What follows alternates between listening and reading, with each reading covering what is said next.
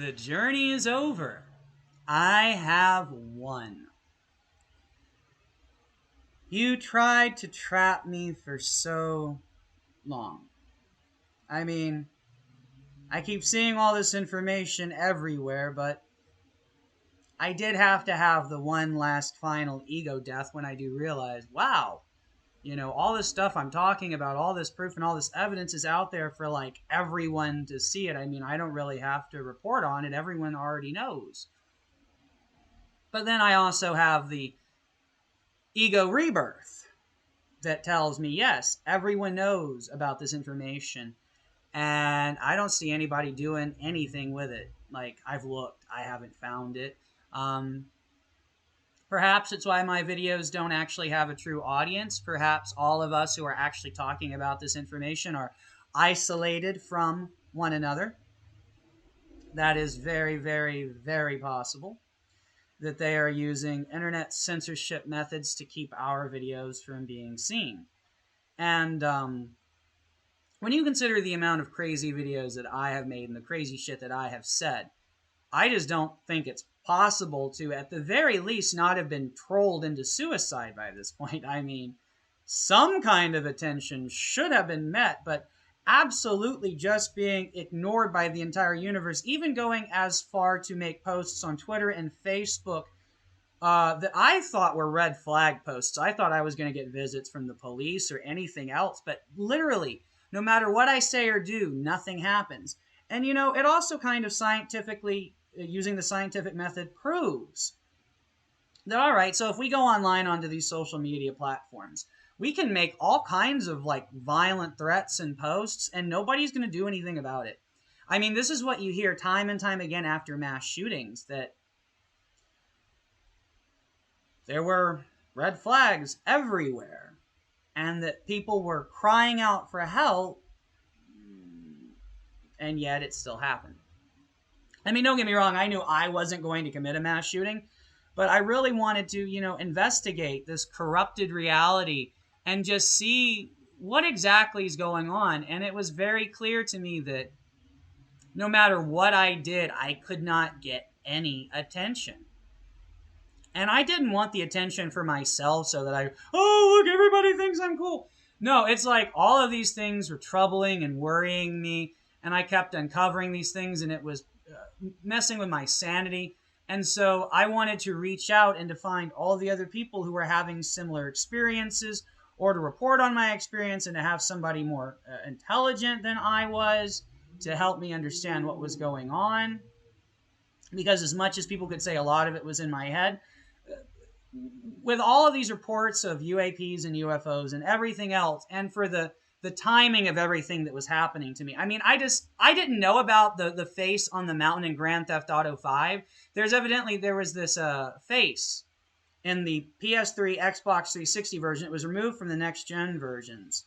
But on the original release of Grand Theft Auto 5, there was this face on a mountain in the game, and it looks, no shit, like me. See?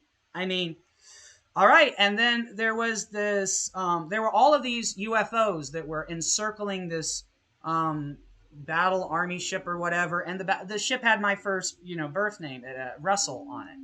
And I was like, so I have stuff going on in my head. I'm feeling all of these things, and then I'm seeing all of this stuff out in the world that's very, very curious. And the more that I went along, the more I experienced those things, the more that my reality began to literally just shatter all around me, that every single thing that I knew. I mean, I lost control of myself a few times and got into some fist fights with my mom because I had gone through some very traumatic things. We still do live together, and that also is proof of my sanity that, I recognize that my mother is my enemy. But we live together and I'm able to keep it peaceful. And I recognize this because this is a person who for all of my life told me how important I was, and they acted like they were the most loving person in my life. And then when all these traumatic, horrible things happened, she was there without being, I mean, like, how do I even put it? Like, physically there, but not spiritually there. And things just, kept getting worse because she had told me as a kid, like, she had these paranormal experiences and had been supposedly held down by a poltergeist. And so when I started going through all of these weird things, I was trying to, like, reach out to her and connect with her. And at other times I was going, maybe I am crazy. But if I'm crazy, like, there are things that have happened that have made me this way, and it's like just asking for things like peace and quiet in the morning and never getting it. Just having all of these boundaries violated, and consistently putting it to her like, hey, just think of myself like a veteran returning from war with PTSD. I really need you to understand these boundaries. They're not about you. I understand you like talking and doing all of this stuff, but it just escalated because I spoke about all my boundaries.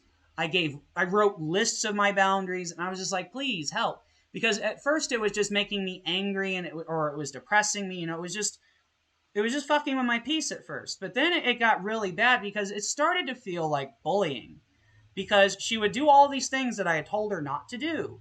And she would act completely innocent while doing them. And afterwards, she wouldn't even act like she had done anything wrong. She wouldn't act like she understood what she did wrong. And I was standing there just explaining, hey, I asked you not to do this. I'm going through things. I need help.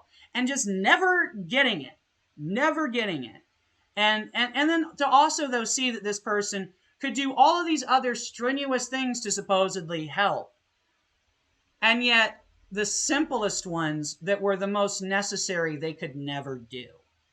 And so, yeah, that put me into some bad states where I got into some fist fights, and, I beat the shit out of her a little bit here and there. I haven't done that in a very long time.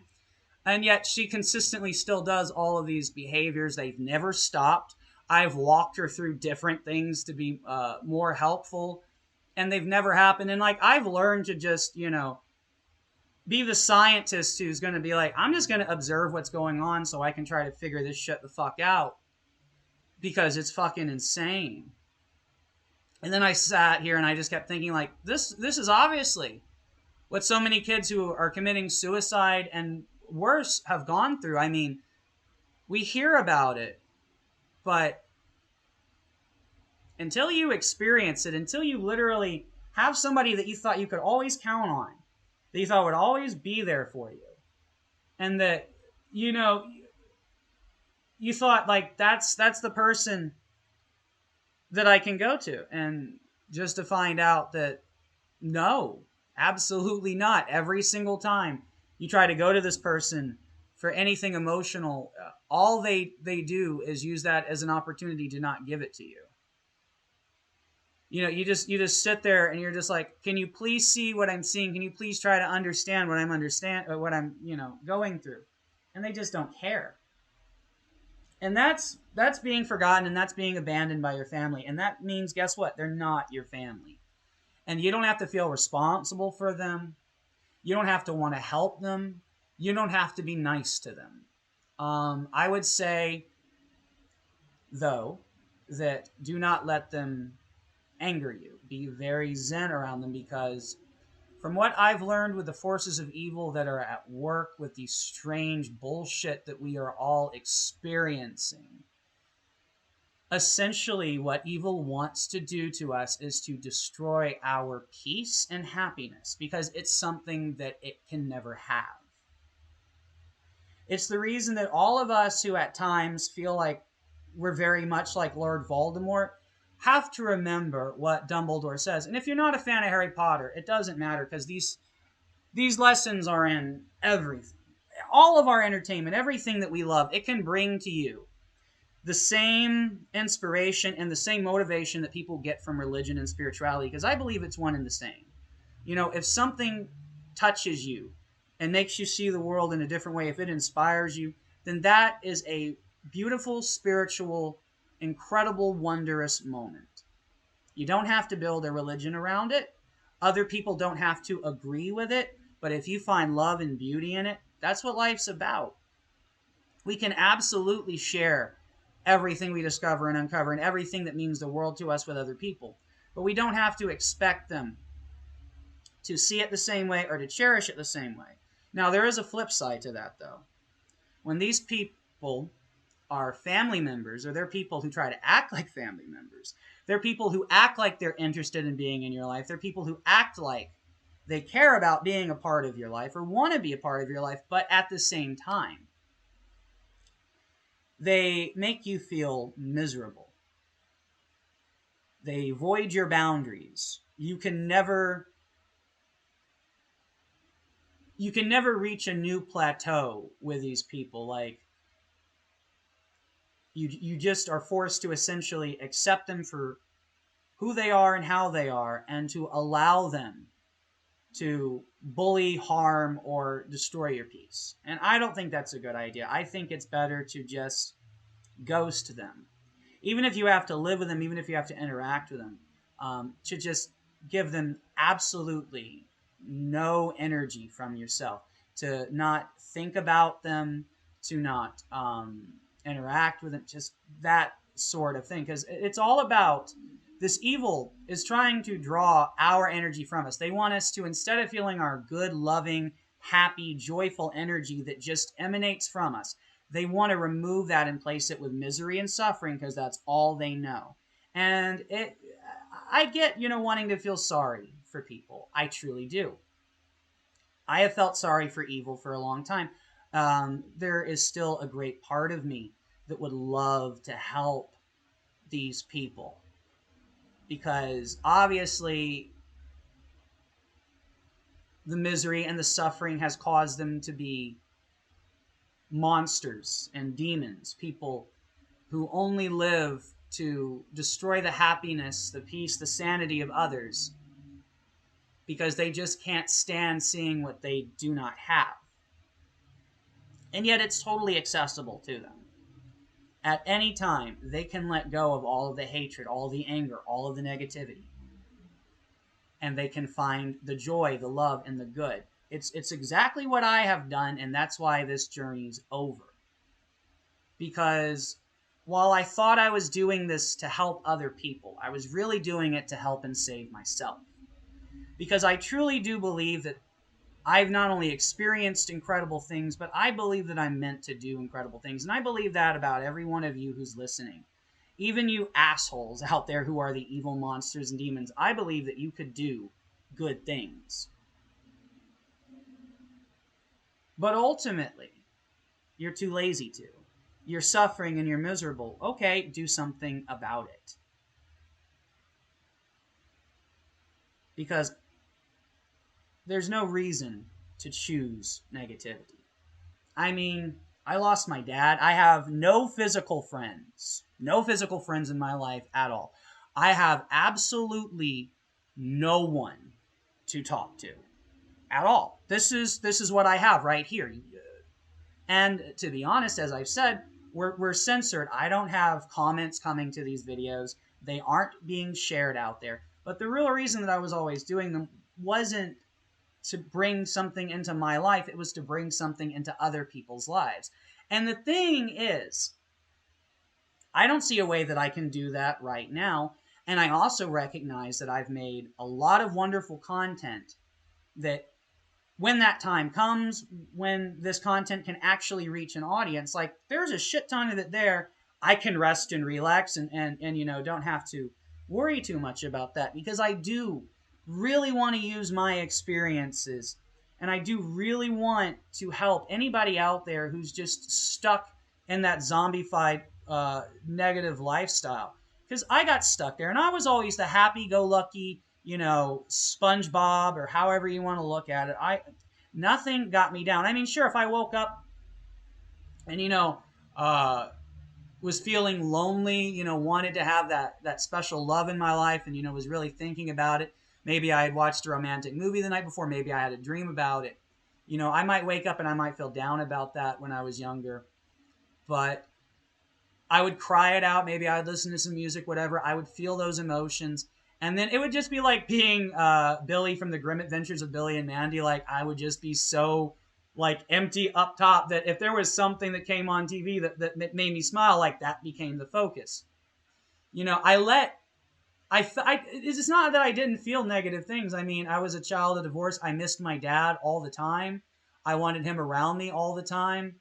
And yet my mom always made me feel like he didn't love me as much as she did, because she bought me all these things and she would do all these things with me. But then I also sat down and realized, wait, she was the person who always put down anything I was really into that she didn't like. So if she didn't like Family Guy, man, she fucking let me know it. And the two worst experiences of my childhood that just were so fucking painful. We had just moved to a new city, and I was separated by a state from my dad. And so Team America World Police was coming out. This was 2004, and Starsky and Hutch were coming out around the same time. So I really wanted to see Team America so fucking bad. I think I was like 13, 14. I was a huge South Park fan. That was a big thing between me and my dad. So we go to see Team America, and she cannot stand the movie.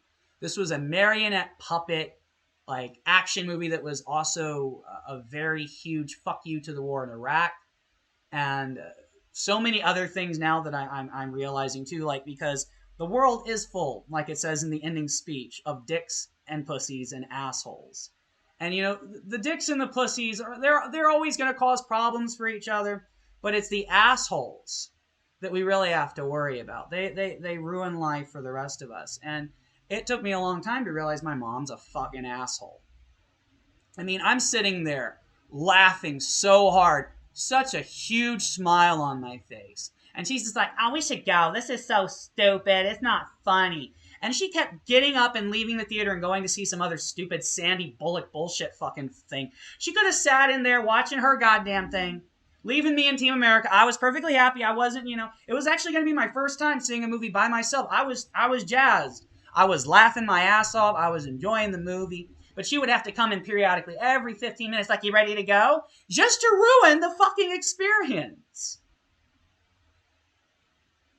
I didn't think too much of it, at the time. I didn't analyze it. I didn't really, go, that was really abusive. I'm going through a divorce. This is a tough time. And I'm happy. I'm so fucking happy watching that movie. And it was something that my dad never did. If I was happy, my dad, he might have made it, like, if he didn't like something I was watching, he might have made a joke about it. But that was the difference. It wasn't serious to him. Like, yeah, he didn't like watching Power Rangers.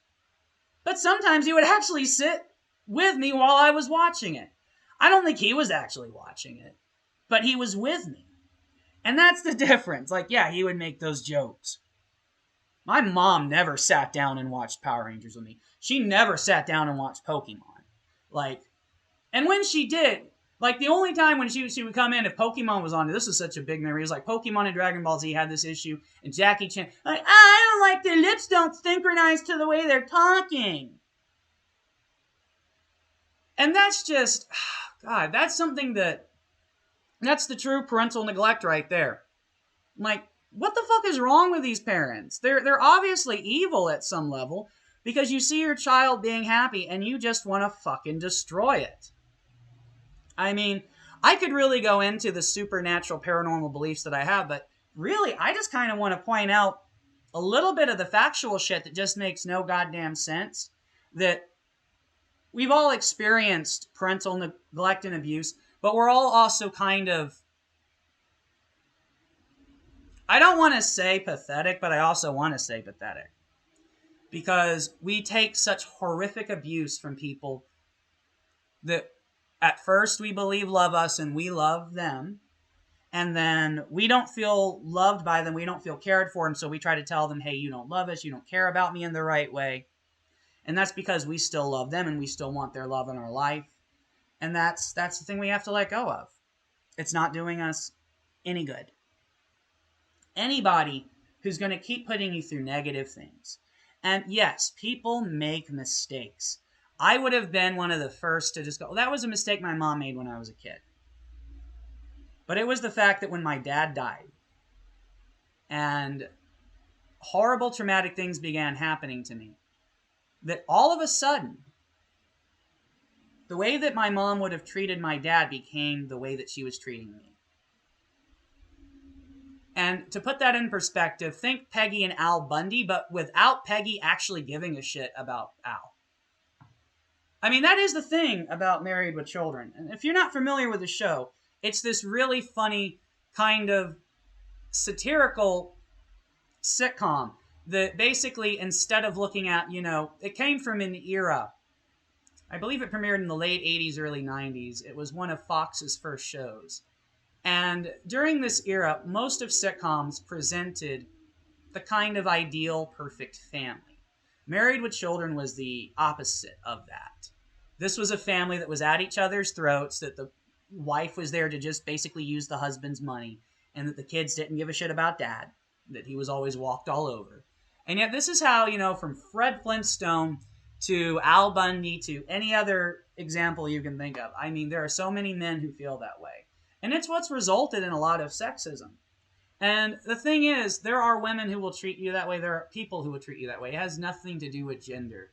This has everything to do with miserable people who find good, hardworking, caring, ethical, like they might not be perfect in life, but they hold their own, they carry their team on their back, and at the end of the day, they eat the shit sandwich. They might not be grinning about it, but they eat that shit sandwich. They are there for their family, just like Al was. Like, he didn't get no fucking respect, just like Rodney Dangerfield talked about. Like, I can't get no goddamn respect. Rodney Dangerfield, for you younger viewers, is an incredible comedian from back in the day. But in any case, that was what that show was about. But there was this thing that Married with Children showed that you didn't get in those kind of relationships where, yeah, Al was walked over all the time in Married with Children. I mean, he was treated like just the bank account. They didn't care about his feelings if bad things were happening. But that was the thing, that, if something really, really bad happened, or if somebody picked on one of the Bundys, it's like they might treat each other like shit, but that is the one thing. And to me, that would exemplify a flawed but loving person, to somebody go like, hey, I may make him feel miserable, but you aren't allowed to do that. It's one thing when we make people feel miserable because we don't know any better, we're making mistakes. But when that person doesn't have your back, when they can make you feel like absolute shit, and then when the chips are down and they should be going like, all right, I'm not good all of the time, but there are times when you want me around. It's like, no, they don't have any of those times. There's never a time when you actually want that person around. What you want is the idea of the person. You want that idea of the mom who loves you, who's going to actually be concerned about you, who wants to help you understand what you're going through, who wants to protect you from things, and then is angry that bad things have happened to you. Like, that's what a parent should be. That's not what I got from the person who I thought was always this loving parental figure. And yeah, when you eat shit sandwiches like this so much, it is very easy to fall into negativity and to just let go of everything. But I'm going to tell you what, I'm actually happy about all this negative shit that's happened to me. I'm very, very happy about it. Because it proves to me that there is so much more to this world than I ever believed was possible, that I could ever even imagine. Because during all of this, there was so much, like, within my feelings, within my heart, my soul, my mind, was, sometimes voices, sometimes it was just signs from things that I saw in the world. It could be, a scene from a movie that I was watching. But there were just so many things that in whatever way were speaking to me. And all they were basically saying was, we love you, you're awesome, you're going to do incredible things, we want to help you do incredible things. Don't listen to these assholes. They don't get you, they don't know you. And at best, they're, dragging you down. At worst, they're intentionally trying to destroy the best of you. And at no point were these voices telling me that I had to hurt these people. I think at sometimes, whatever these things that were speaking to me, I think they might have been just as angry as I was, and I think I might have been tapping into their feelings and mine at the same time, and that might have been why I got more angry than I had ever been in my life. But it was also because, I was never somebody who, like, yeah, things would piss me off, but to be truly angry and then to be truly just kind of broken. There was nothing that really ever put me there. But losing your dad, losing the, like, even if he didn't live with me, like, he was the closest person that I could always talk to, that always understood me and helped me understand the world around me. Losing him, big traumatic hit. And as he was dying, I had a mental breakdown in a grocery store, and I was arrested for having a mental breakdown, which is so wonderful. You know, my life was already traumatic. I was living out of my car with said abusive mother, who wasn't quite abusive at that time yet. You know, she decided to wait until after something very traumatic and unfair had happened to me. And I'm not just saying it's unfair because it happened to me. I'm saying that if you are suffering from a mental disability and mental illness, if you are going through a traumatic time in your life, and you have had a mental breakdown where you yell and scream, maybe you knock some shit over, maybe you say some shit you shouldn't have said, but at no point did you hurt anyone. At no point did you even think about hurting anyone. It was being put through that. It was then uncovering all of these conspiracies that you could walk away from if you wanted to, but if you actually started to look at all of the evidence, and then all of these different weird pseudo-predictive clips from entertainment, man, you unlocked a door that you were not ready for. But at the same time, I don't think I would be here if I hadn't opened that door. Because that door told me, guess what? You get to be a hero. No matter what you're doing, every single day, as it turns out, evil doesn't like you. Evil is afraid of you, and they want to destroy you from within before you uncover your power. Well, you know, that was a heady concoction to deal with for a while, especially while just not coming to terms with it. You know, I kept wanting to believe, oh, maybe evil's just using my mom against me. Maybe they've brainwashed her. And no, because I had to sit there and go, all right, yeah, she bought you shit. Yeah, when you were appreciating the things that she appreciated, she acted really nice. But that's just the thing. She acts very nice. But she doesn't care. She doesn't listen. She's not present when you're talking. She wants you to be there, and she wants to jabber your goddamn ear off. But when you're dealing with an existential crisis, when you're uncovering that the universe may hold more than you ever knew, and when you're the person who told, you're like between 5 and 7-year-old, you're sitting there on Halloween watching Poltergeist, and you think it's a good idea to tell them, hey, guess what? Something like that. It held me down in a bed one time, and I couldn't move, and all I could see was its face. Oh, cool. Tell me that when I'm a child, so that then when my dad tries to tell me some actually inspiring spiritual stuff, I go, no, because I just wanted no part of it. Like, I liked the movies, but I wanted to think of all that stuff as fake because it was, you know, she started with the scary shit. If my dad had been the first person to tell me, hey, you know, when I was younger, I saw these balls of energy, and they were just around people and things. He was talking about people's auras and shit, and because I already wasn't down with the ghosts and the paranormal shit, because I thought we were just watching movies. And you know, when I was younger, that was what my dad always said, because I watched movies at very young ages that, you know, a lot of my generation did. But if you didn't have a cool dad to sit there and go, hey, this movie's really cool, it's really awesome, don't say these words in school, and remember, it's just a movie. We watch these for entertainment. They can have stories that might enlighten or inspire us, but at the end of the day, this is for entertainment. This isn't something that ever should happen in the real world. That's a great way to talk to a kid. It's a great way to be able to show them some scary movies, some maybe dirty movies at a younger age. It's a great way, because you're reminding them, hey, what you're watching is just entertainment. You're just supposed to be sitting here having fun. And my dad was also great because, like, again, my mom would get that seething kind of hatred if she didn't like something like Team America or something. But my dad was always just like, whatever, it doesn't fucking matter. There was never this, oh, things aren't worthy or something's invalid. Like, we didn't always like the same things. And yeah, sometimes he would make jokes about, oh, you're watching the Power Rangers. That show is so fucking stupid and weird. And yet, if I was like, yeah, it's stupid and weird and I love it because of that, and he'd be like, all right, that's perfectly fine, as long as you know that. You know, those were the wonderful kind of conversations that I had, and my mom pulled the real manipulative shit because she tried to make me feel like the divorce was my fault, and she tried to make me feel like my dad was just.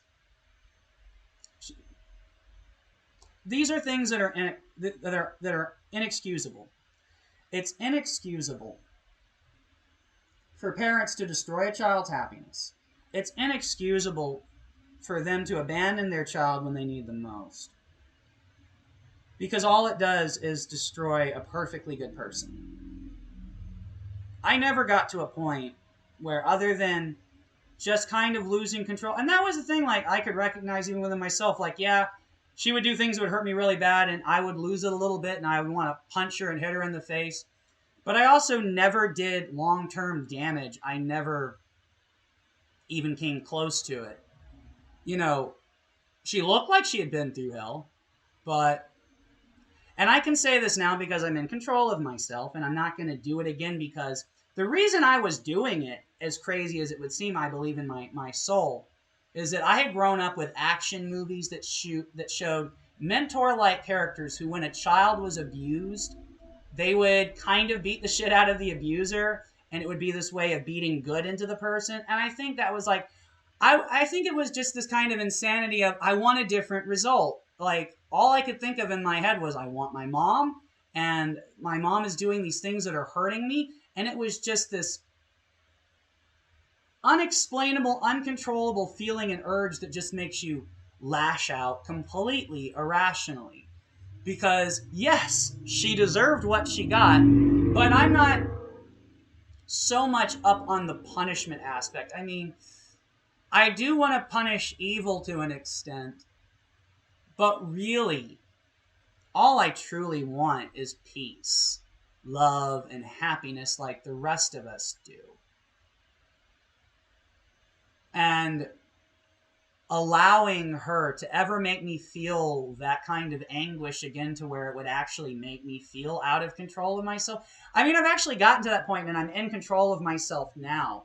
I mean, she's pushed me to that point, and I've brought myself back. Like, I felt the Patrick Bateman coming out like, you're a fucking ugly bitch, and I want to stab you to death and play you with your blood, bitch.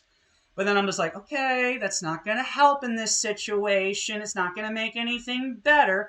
As a matter of fact, it'll probably make it worse, because this evil force is attacking me, and this seems to be what it wants. It seems to want me angry. It doesn't want me to sit there peacefully like, I don't need to deal with this anymore. Because it's really feeding off of that negative energy. And here's the fucked up, interesting, supernatural shit that keeps happening. So and just so people cannot say any bullshit, the last incident where I beat the shit out of her was like almost a year ago. Over the last 2 years, my health has been to the point where my diabetes has nearly killed me, and any doctor would have looked at me like it was bad. I kept clinging to my spiritual, supernatural beliefs, and lo and behold, I am here, healthier, doing better than I have done, honestly, in my entire life. Like, I used to have better control of my blood sugar at a younger age, but I never had such good control of my feelings and emotions, and it's still a working process.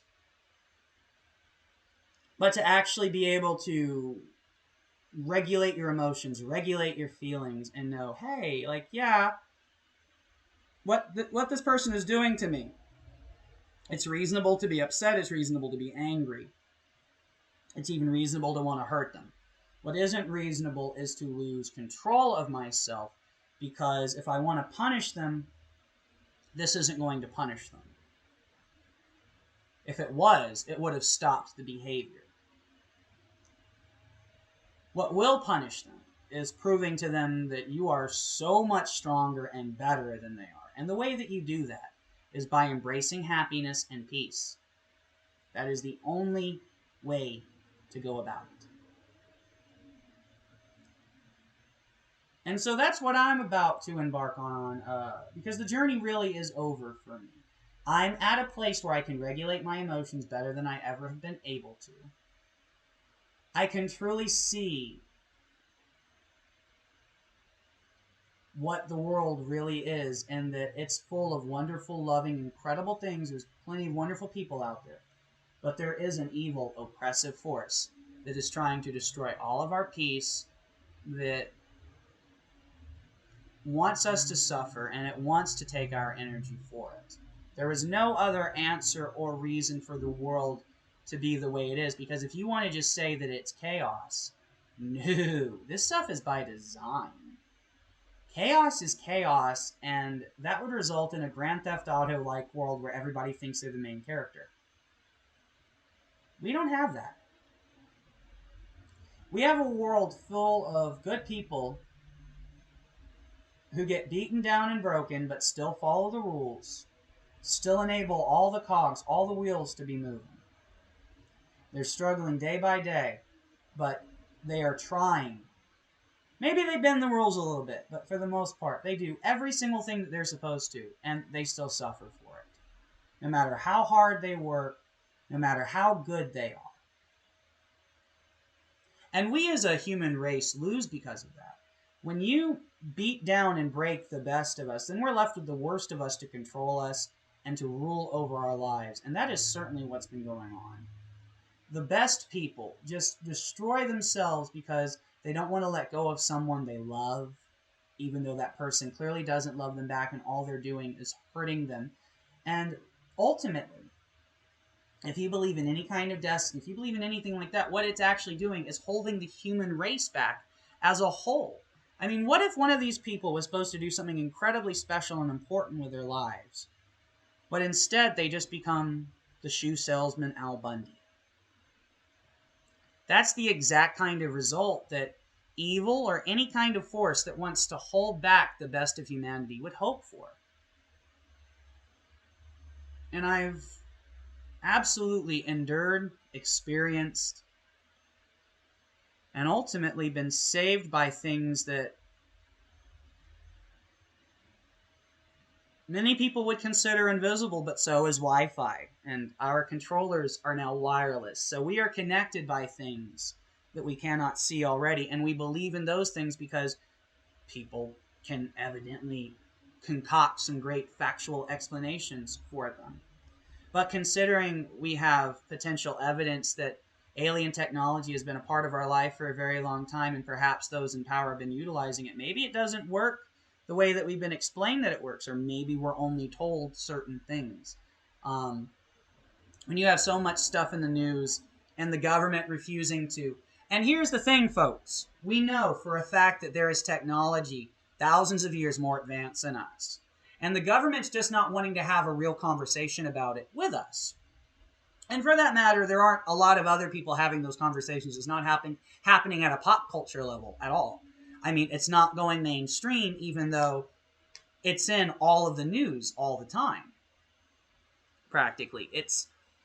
There is no national security to cover up news that completely changes life as we know it. When you have advanced technology thousands of years more than ours,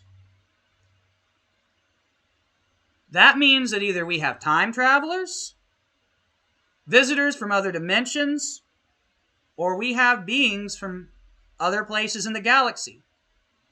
And when we've had the actual head of Israel's space program, he retired, and then he said, I couldn't have said these things years ago, but now the climate's changing. There's a base on the moon. Aliens live among us. There is a galactic federation. That's the head of Israel's space program. No matter what you think of the country, because it can go either way. It does not matter what we think of the country. All that matters is that a very respected man who worked in a very, very prolific field for a very long time, as soon as he retired, started blowing the whistle. And this, Hayam Eshed, the head of Israeli space program, that predates all of this David, what's his name? Eshed? I can't even remember the guy's name. But all of this recent disclosure that's happened, it all happened months after Hayam Eshed said all that stuff. And so I've been following this stuff for fucking years now. It's been like 4 years. And that's why I know it's like I have had a different perspective and a different take on all of these things. And I've been looking at conspiratorial stuff, dude. Like, I'm trying to tell everybody, like, hey, we're okay. This isn't something to freak out about. This is something to become inspired by. Because it means ultimately, guess what? Evil is weak, cowardly, and afraid because all they can do is turn us against ourselves.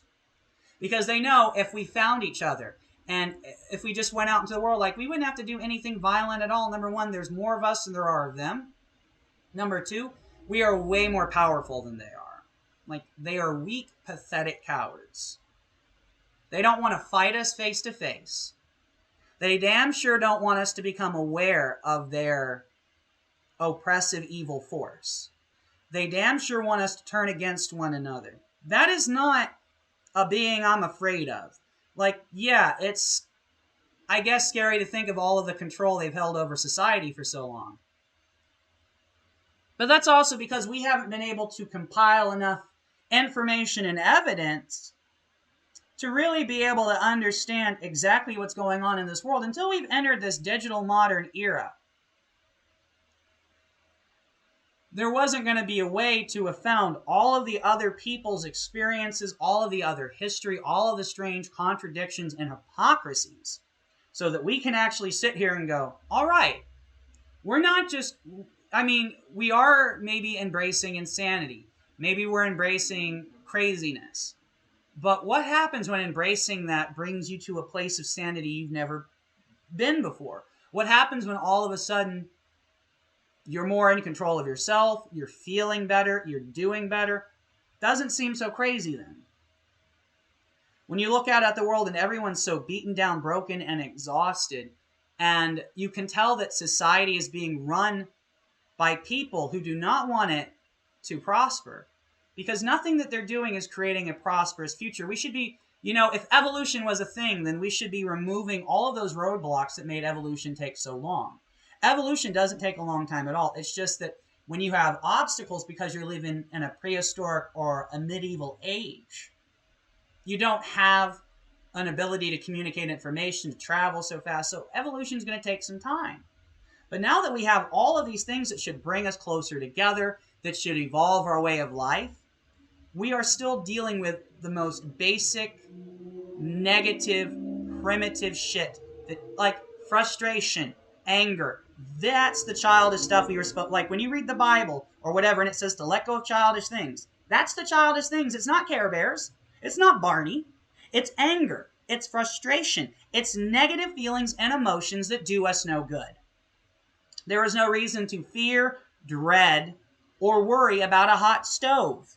Hot stoves have the capacity to burn us if we do not have the knowledge that they can burn us or if we are not paying attention. So long as we have the knowledge, so long as we're paying attention, we're golden! Now, as I said before, I do believe that there is a heavy amount of censorship out there. With everything I've experienced and everything that I've gone through that has shown me the wacky, wondrous, and mystical, I know either I am exactly the chosen one or all of us chosen ones are being separated from each other. Some shit like that's happening. But I also, I will tell you this, I was somebody who thought I was like a weak person, that I couldn't push myself. And now I push myself to feel so uncomfortable all the time and to be comfortable in my uncomfortableness. And at some point here, I think I'm going to stop pushing myself and I'm just going to start being comfortable. Because while it was necessary to get stronger, to level up, not to grow up, but to level up, I don't want to lose any part of who I was. I just want to be a better version. So it was definitely necessary to level up so that I knew my capabilities, so that I understood that those feelings couldn't do anything wrong to me, so that I understood if I didn't feel like doing something that I knew was fun, like sitting there and just going, oh, I don't know what game to play. You have tons of games, and it's not like you just rented this game. You know that you like all of these things.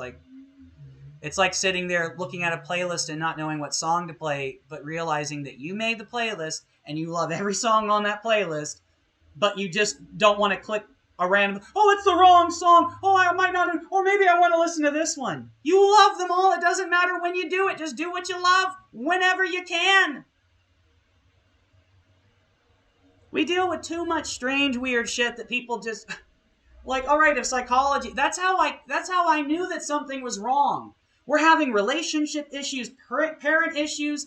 Like, if we're looking at a world of broken people and of constant mental illness, there's only one place where that starts, and it's not a chemical imbalance. It's traumatic childhoods. It's either, you know, you kept everything locked inside because you didn't feel like you had someone to talk to, or maybe you didn't have someone to talk to, or people kept telling you that the things that you liked that literally caused no one harm were bad, and they just kept moving you away from your passions and yourself.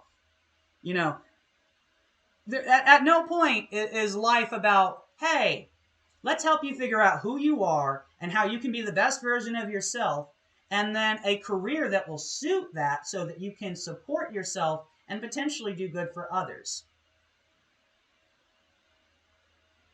We are not taught the basics in school, and it is not a issue, it seems, in our society that parents are failing at their jobs. How can we have so many broken people otherwise unless one of two things is happening?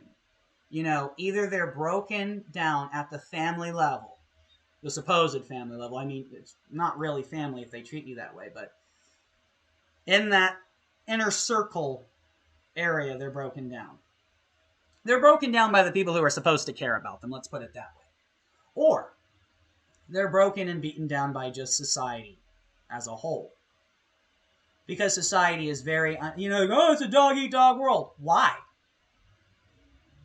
You know what imagination means? It means it took a lot of people to imagine this fucking nation, all right? Money's imaginary. iPhones were imaginary. They all had to envision this shit. You can envision something better that leads to, I don't know, a Star Trek-esque future. And I don't mean socialism or whatever the fuck you think that means, all right? What I mean is, where's the diplomacy from Star Trek? We're off marching into wars 24/7. We're not looking at situations just going, all right, there was a catalyst for this. I think we can fix this. Let's try to fix this. Nobody's trying to fix anything. But there are so many people who are literally making it their life's mission to make things worse.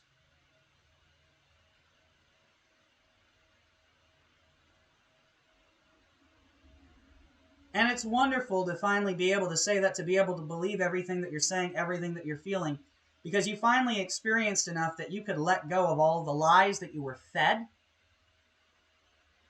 and actually see the damn truth.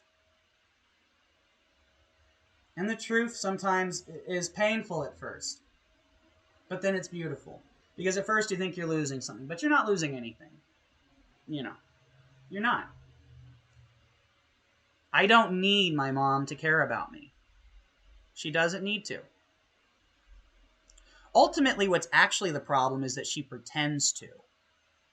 But I've learned that she's pretending. I've learned that she only gives me attention because she wants it for herself. But she's never going to give me the attention that I deserve, even though I'm sitting here taking all of the shit from her. And yeah, I might have lost it sometimes, and I might have hit her. But then there were other times when I would sit there and just be waterboarded by someone who was violating my boundaries in a very abusive, traumatic fashion. And all I would want is to go, how can I reach this person? Feeling like Cartman from South Park, going, how can I reach these kids? And you have to eventually realize at some point you're blaming yourself. You're thinking that you could have done something better to get them to understand you. That's not how love works. We know that. We know that when we went through our craziness, we wanted somebody to help us understand, somebody to help us. We didn't want to go and hurt anyone else.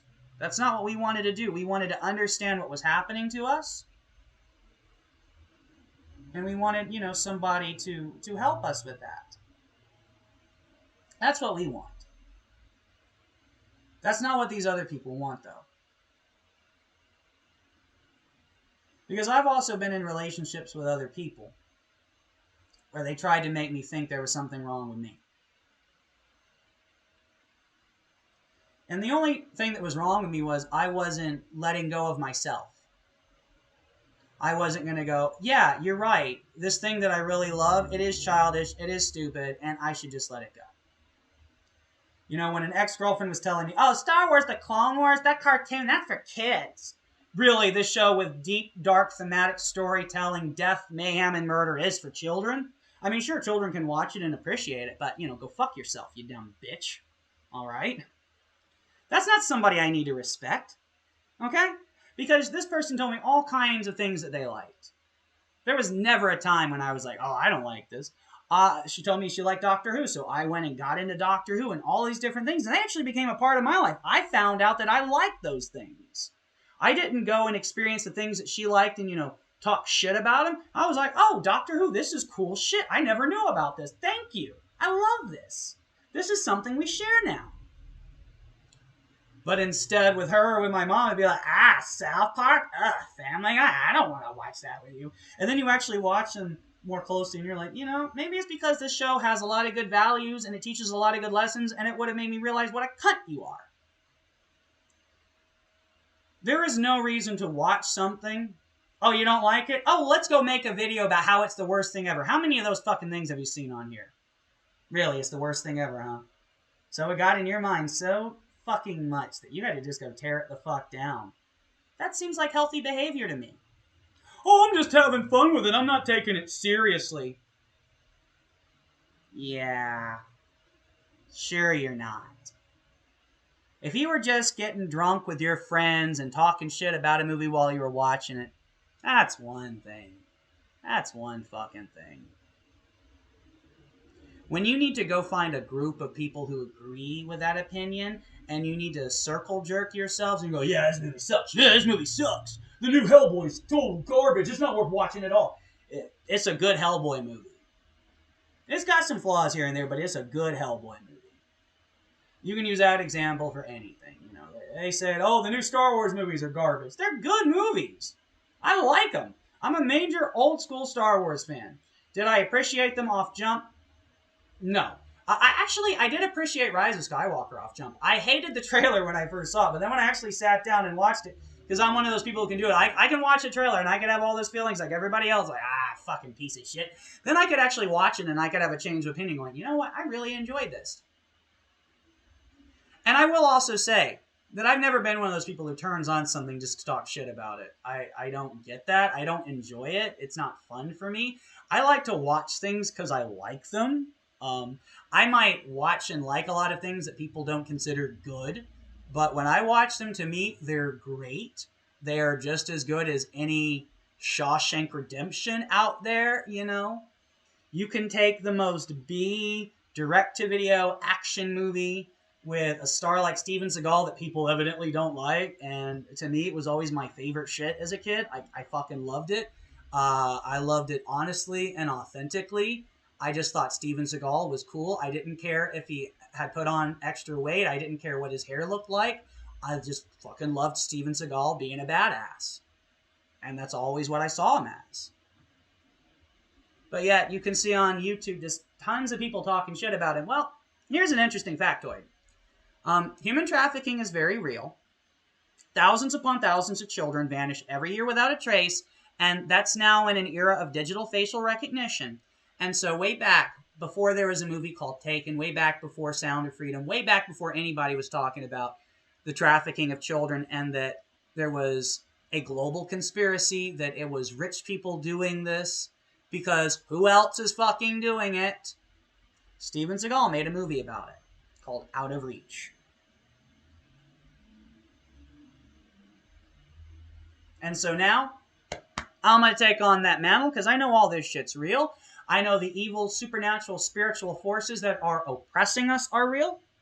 I know the fact that there are sick, rich, evil fucks out there that are hurting kids, that are buying and selling human fucking beings, and that level of depravity can only exist if those in authority allow it.